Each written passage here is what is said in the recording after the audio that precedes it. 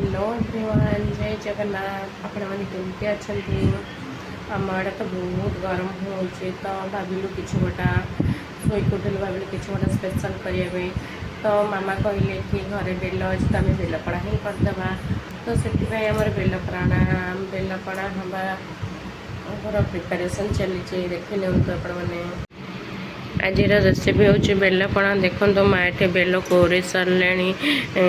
बेलपण पड़ा डालिंब भी छड़ के रखिदे कदली चेरी यापर नड़िया कोरा हम तापर आपड़ चाहिए आपण स्वाद अनुसार चीनी भी आड करें माटी बेल को कौन को चरा बाहर कर बोधे चकटिकी चरा बाहर कर चरा और मंजी बाहर कर दौरान देखो आम बेलपणा रेडी हो गला चलते भी टेस्ट करवा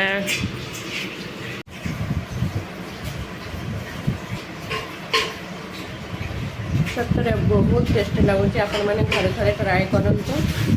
एवं कहतु केमती लगुच मत तो बहुत बढ़िया लगुच खरादिन एमती मझे मझे बेलपणा करके पी खातु सुस्थ रुहतु बाय बाय रही पुणी देखा नेक्स्ट वीडियो।